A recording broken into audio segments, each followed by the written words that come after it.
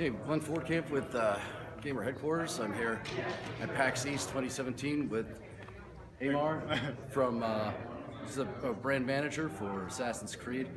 We're going to talk. We talked a little bit about the movie before. Before I had asked you, was there anything you really had to put your foot down in order to make it? That no, this wouldn't happen in the Assassin's Creed universe, or there were a couple of elements, a couple of stuff that we really need to get sure that they were respected. But ultimately, we hadn't tons of argument or discussion about very specific element, because we spent a lot of time working with them in pre-pro just to get sure that they got the universe, they got the rules, they understand some of the key element. The Animus is not a time traveling machine. Right. They don't get in the past and change things. It's so once all of this were set, it was pretty easy on that side at least. We didn't have to argue about what is Assassin's Creed with them. Okay, and it was speaking about the Animus. I mean, it's drastically changed. It went from just a flat bed to That's it too. this contraption. It's almost Yeah, that's like a roller coaster stuff. Yeah. That they would free flow around the room with. Yeah. What was your input on that? Well, the thing is, at first they pitched me the idea, we want to change the Animus, and we have an idea, a gigantic arm going off the roof. I was like, no. I was like, hell no, that's not going to happen. They're like, oh, we really need to showcase some of the stuff, the way it's working. Come down in Pinewood, and we're going to show you. I was like, okay, took my plane, get there, and they showcased a couple of 3D renders and the way they were seeing it. And to that point, it was really more interesting on a cinematographic and photography level.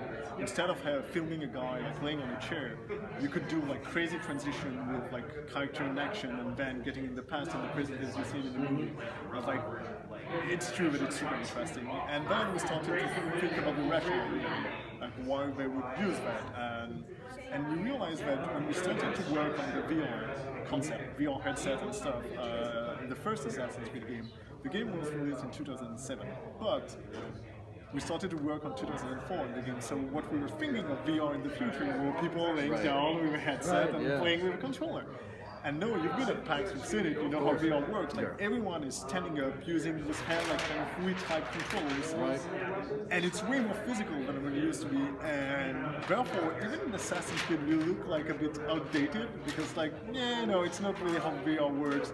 So we process the whole idea, and we're thinking that, there's a place, even in the franchise, and it happens in some of the comic books, young adult novels, that we had animals that are more physical. It's not as crazy as Abstergo, it's not as invasive or aggressive, because we still feel that it's kind of their thing. But the assassins definitely have standing up animals that they can use instead of the chair if they want to. Right, because that's what I was going to say. It was more of more dynamic now. How they, I don't know, either relive or it almost seems like it's training them. That's it, and you're on point. When we started to think of way to explain it in the franchise, we're like, okay, what would be the main difference and why would the Animus evolve? The thing was, well, basically by doing standing up action, you would synchronize even better with your ancestors, so you would get even faster, but the risk of suffering from bleeding effect will increase. So if you want to trigger this bleeding effect on purpose, training yourself, you're better standing up and do all of this stuff. But the risk of getting fried, of having or suffering from condition like in the movie, they have recovery room and stuff, is definitely higher. So that's why it's something that is a bit more dangerous and something that the Templars would use if they need to, if they're rushing, rather than the assassin that would still usually go for the quiet and less risky route. Right. Yeah. But I also noticed in the material that I was emailed before the clips. So some of them were the deleted scenes, the one where everybody dies. That was the actual name of it. There was said that there was one character named Joseph at the beginning, and later on they decided to change her to Sophia. Then. Yes. Now, notice a lot of the times at the beginning of every Assassin's Creed game, it's a multicultural team, it's a bit of all races, religions, teams, and recently, I think within like the last two, they've also added gender identities and sexual orientations. And then you have characters like Captain Kidd in Black Flag, and then you have Ned from Syndicate. Indeed. Why wouldn't you just, I mean, it could have been played by the same they could have been played by the same actress, but make that still Joseph. Oh, okay. That would have been. Oh, yeah. That would have been. Honestly, it wasn't even the thought process at first. We were thinking of having maybe like other characters like from the franchise having a son who's Joseph. Ultimately, we were like. We worked on the relationship, and we liked the angle of father and daughter relationship, and that's how like the characters suddenly turn like female. But there wasn't like any rational, because whenever we're talking about minorities, usually is that it has an impact on the story, or it has something interesting. If it has no impact on the story, we basically don't even do it on purpose, or we don't even pay attention. And for the multicultural part, well, it's kind of the epicenter, especially at that specific time. When you're going to Spanish Inquisition and you have like a struggle between, and it was a super interesting time period, because we're talking at the time about cities like Sevilla, where you have like this huge like Concordia universities, where students from all across the Mediterranean Sea were coming, and you have like Muslim and Jews and Catholic working like being all together and learning all together.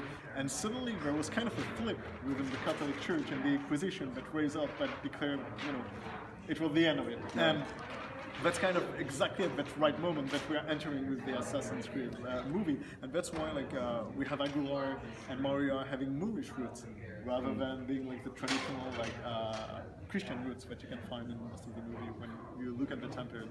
Okay, and how did the Templars like figure into the Inquisition? Was that are they saying that like Torquemada would be like a Templar at that point? In fact, at that point, it's super interesting because it did happen one time before where the Pope became. And that's almost exactly the same time period. It's a couple of years after Cesare Borgia that those things are happening. So you can really feel and see that the Templars' master plan schemes behind that is let's take power through religion.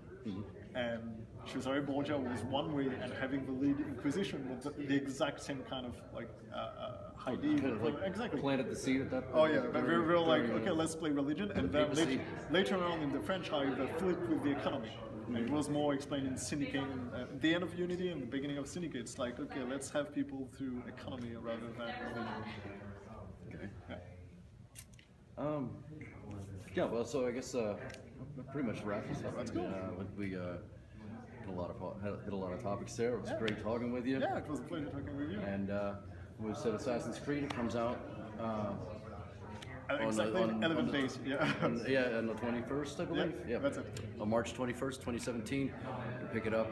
Yeah. And thanks again for Thanks a lot. all your time. It was great talking with you. That was cool.